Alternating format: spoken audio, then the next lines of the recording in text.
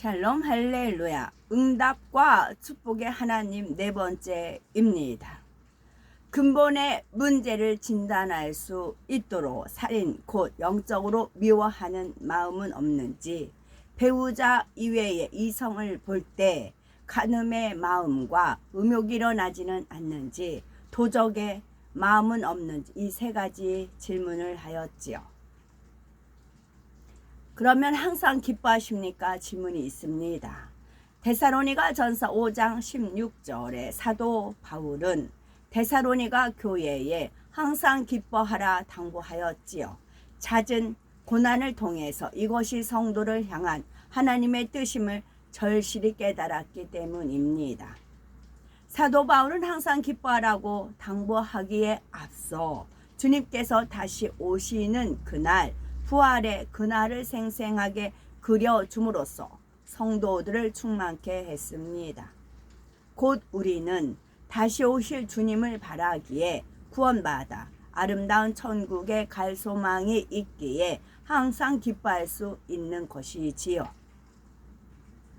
그런데 간혹 경제적인 어려움 때문에 배움도 적고 능력이 없어서, 건강하지 않아서, 가정이 화목하지 않아서, 핍박받아서 등등등 육적인 환경, 조건으로 인해서 기뻐하지 못하는 분들이 있는 걸 봅니다. 그러나 믿음만 있다면 현실의 어떤 어려움도 전혀 상관이 없는 것입니다. 항상 기뻐할 수가 있지요. 누가복음 16장에 등장하는 거지 나사로는 참으로 비참한 삶을 살았지만 하나님을 믿었기에 구원을 받았습니다. 반면에 부자는 자색 옷과 고운 뱃옷을 입고 날마다 호화로이 연락했지만 구원받지 못해서 그만 아래 음부에 떨어져 고통을 받았지요. 그러니 설령 이 땅에서 나사로처럼 산다고 해도 구원받는 것만으로도 믿음이 있다면 항상 기뻐할 수가 있는 것입니다. 부활의 소망, 천국 소망으로 인해서 항상 기뻐하는 것, 이것이 바로 참 믿음을 가진 신앙인의 모습이며 아버지 하나님을 진정 사랑하는 자녀의 모습인 것입니다. 육의 부모와 자녀 간에도 사랑하면 힘들고 어려울 때일수록 자녀가 더 밝은 모습으로 부모님께 힘을 실어 드리지 않습니까? 그런데 하나님을 사랑한다고 하면서 작은 어려움만 와도 힘들어하고 슬퍼한다면 하나님을 기쁘시게 할 수가 없습니다. 물론 하나님께서 사랑하는 자녀들을 나사로처럼 살도록 내버려 두실 리는 없습니다. 어떤 문제든 해결해 주실 수가 있지요. 자녀들에게 항상 좋은 거 주기를 원하십니다. 다만 어려운 현실을 만날 때 슬퍼하고 불평하기 때문에 하나님의 능력을 체험하지 못하는 것이지요. 설령 기뻐하기 어려운 상황을 만난다 해도 기뻐하면은 상황이 바뀝니다. 하나님의 말씀에 순종하여 중심에서 기뻐하면 빛이 임함으로 어둠이 물러가지요. 성도들은 때때로 육적인 어려움이 아니라 영적인 일로 근심하기도 합니다. 자신의 죄와 부족함이 발견되어 근심할 때가 있지요. 이럴 때도 기뻐해야 합니다. 더 성결해지고자 충성하고자 하는 근심은 생명에 이르게 하는 유익한 근심이지요. 또한 어려움에 직면할수록 기뻐하는 것이 바로 하나님을 참으로 신뢰하는 증거입니다. 데살로니가 전서 5장 24절에 너희를 부르신 이는 미쁘시니 그가 또한 이루시리라 말씀한 대로 결국 나를 참 자녀로 빚어주실 하나님의 능력과 사랑을 믿는 사람은 늘 기뻐할 수가 있습니다. 그러므로 하나님을 믿고 의지함으로 늘 기뻐해야 되겠고, 무엇보다도 하나님을 사랑하게 기뻐하는 우리가 되어야 되겠습니다. 또 하나님의 뜻대로 늘 기도하십니까? 라는 질문이 있습니다. 하나님의 뜻은 자녀들이 쉬지 않고 습관을 쫓아 기도하는 것이지요. 진정 사랑하면 얼굴 한 번 더 보고 싶고 대화 한마디 더 하고 싶듯이 하나님을 사랑하면은 누가 강요하지 않아도 날마다 하나님의 전을 찾아 기도합니다. 또한 하나님의 뜻은 중심을 다해 기도하는 것이지요. 예를 들어서 다니엘 처리할 때 믿음, 소망, 사랑을 가지고 힘쓰고 애써 간절히 기도하셨는지요. 피곤, 졸음, 잡념과 힘겹게 싸우는 모습은 아니셨는지요. 초신자나 이제 갓 기도 생활을 시작한 분들이야 이렇게 싸우면서도 기도하려고 애쓰면 하나님께서 긍휼히 여기십니다. 그 마음을 받으시고 응답해 주시지요. 더 나아가 기도의 능력과 은혜를 더해 주십니다.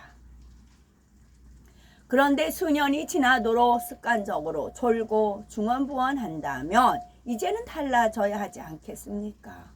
더구나 오랫동안 기도를 쉬고 있다면 과연 하나님을 사랑하는 마음이 있는지 스스로 점검해 봐야 되겠지요. 기도를 쉬지 않는 분들은 내가 진정 하나님을 사랑함으로 기도하는지 점검해 봐야 되겠고, 개인 기도를 할 때는 충만하게 기도하는데 하나님 나라를 위해서 기도할 때는 중언부언 늘 하는 기도만 반복을 합니다. 하나님의 뜻은 그 무엇보다 먼저 하나님의 나라를 위해서 기도하는 것입니다. 마태복음 6장 33절에 너희는 먼저 그의 나라와 그의 의를 구하라. 그리하면 이 모든 것을 너희에게 더하시리라 하시었지요. 사무엘상 12장 23절에 사무엘 선지자가 나는 너희를 위하여 기도하기를 쉬는 죄를 여호와 앞에 결탄코 범치 아니하고 고백합니다. 이를 통해서 하나님을 사랑하는 사람은 어떤 마음으로 기도하는지 알 수가 있습니다. 특히 영혼을 돌보는 일꾼이라면 기도에 얼마나 힘써야 하는지 깨달을 수가 있지요. 사무엘은 하나님을 사랑했기에 하나님의 백성 이스라엘을 아비의 마음으로 지극히 사랑했습니다. 그래서 백성들을 위한 기도를 쉬지 않았지요. 하나님께서 이런 사무엘 선지자를 보실 때 얼마나 기쁘셨겠습니까? 우리도 응답받고자 한다면 사무엘 선지자처럼 하나님을 기쁘시게 하는 기도를 올려야 되겠고, 무엇보다도 사랑을 담아 기도하심으로 그 자체가 하나님께 드리는 향기로운 사랑의 고백이 되셔야 되겠습니다. 하나님을 사랑하는 사람은 말씀을 사랑합니다. 말씀이 곧 하나님이시기 때문이지요. 우리는 말씀을 통해 하나님을 만날 수 있고 하나님을 느낄 수가 있습니다. 그래서 하나님을 사랑하는 사람은 말씀 대하기를 즐겨합니다. 비유를 들어서 군대에 다녀오신 분들은 고된 훈련을 받는 중에 한 번쯤 위문 편지를 받아보셨을 겁니다. 부모님, 형제, 자매, 연인, 친구에게 받는 편지가 얼마나 반가웁니까? 밤잠을 못 자더라도 읽고 또 읽지요. 그 편지에 바로 사랑하는 사람의 마음이 담겨 있기 때문입니다. 건강한지, 끼니는 잘 챙겨 먹는지 염려하는 부모님의 편지에는 아들을 사랑하는 부모님의 마음이 담겨 있지요. 이처럼 성경에는 아버지 하나님의 사랑이 담겨 있습니다. 하루하루 하나님의 자녀로 어떻게 살아가야 하는지 지침이 담겨 있고 하나님의 위로가 담겨 있습니다. 그러니 하나님을 사랑한다면 자연히 늘 말씀 대하기를 사모하게 되는 겁니다.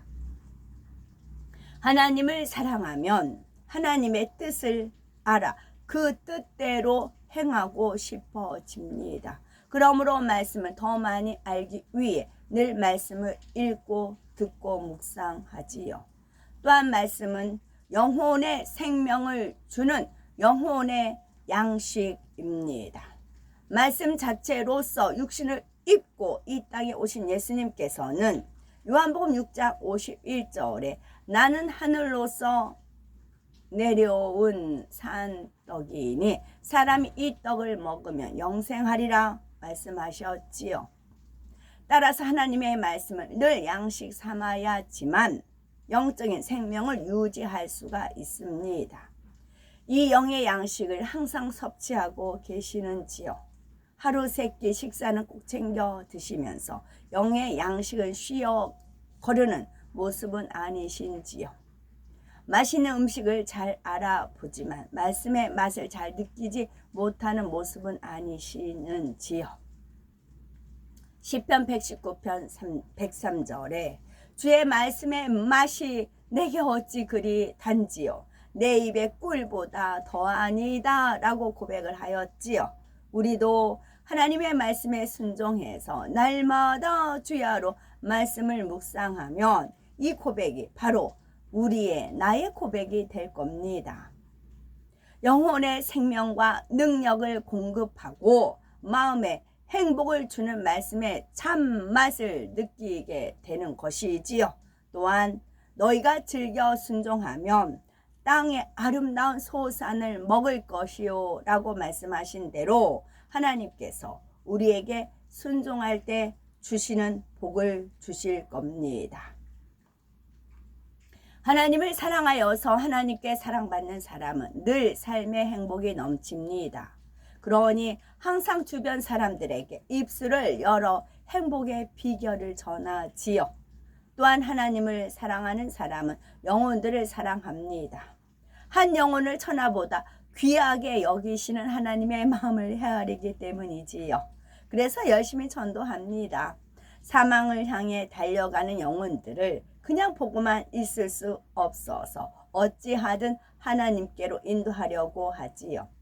물론 전도하고 싶은데 담대함이 적어서 잘하지 못한다고 하시는 분도 있을 줄 압니다. 그러나 이제는 순종해 보시기 바라고 중요한 것은 하나님의 말씀에 순종하려는 마음입니다.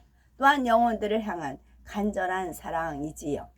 때를 얻든지 못 얻든지 전하면 열매는 우리 하나님께서 맺게 하십니다. 이제는 마음에 하나님의 사랑이 충만하여 전하지 않고는 견딜 수 없는 우리가 되셨으면 좋겠죠. 아버지 하나님과 이웃과 나 자신과 화평하신지요? 묻습니다. 하나님과 화평하다는 것은 하나님과의 사이에 아무 죄의 담이 없다는 겁니다. 또 이웃과 화평한 사람은 하나님을 닮아서 선하고 사랑이 많아서 누구와도 부딪히지 않지요. 나 자신과 화평한 사람은 마음이 성결하여 마음의 죄, 비진리와의 싸움이 없습니다. 근본의 문제를 완전히 해결하여 담을 헐면 결국 모두와 화평한 사람이 됩니다. 마태복음 5장 9절에 화평케 하는 자는 복이 있나니 저희가 하나님의 아들이라 일컬음을 받을 것이며 라고 했습니다. 우리가 가는 곳마다 불목과 다툼이 사라지고 화평케 되어야 되겠지요. 결국 근본의 문제를 해결한다는 것은 하나님을 진정 사랑하는 자녀가 되는 겁니다. 하나님께서 싫어하신 중한 죄는 물론이요, 세상의 것, 비진리, 어둠을 사랑하는 마음을 뿌리채 뽑아 버리는 것이지요. 우리는 몇 가지 질문에 아멘 하셨습니까? 모든 질문에 이제는 아멘 할 수 있도록 행하시면 그동안 쌓아온 담이 헐립니다. 계속 행해 나아가시면 결국 근본 마음이 변화되어 하나님을 중심으로 사랑하는 자녀가 되지요. 근본의 문제를 발견하지 못한 분이 계신다면 발견하기 위한 노력을 계속하셔서 복합적인 축복을 꼭 받기 바라고 참 자녀가 되어 하나님과 사랑을 나누심으로 우리가 구하는 대로 다 주길 원하시는 하나님의 소원을 이루어 드리기 바랍니다. 무엇보다도 새 예루살렘을 주고자 하시는 오랜 소망을 반드시 이루어 드리는 효자, 효녀로 나와야 되겠습니다. 아멘.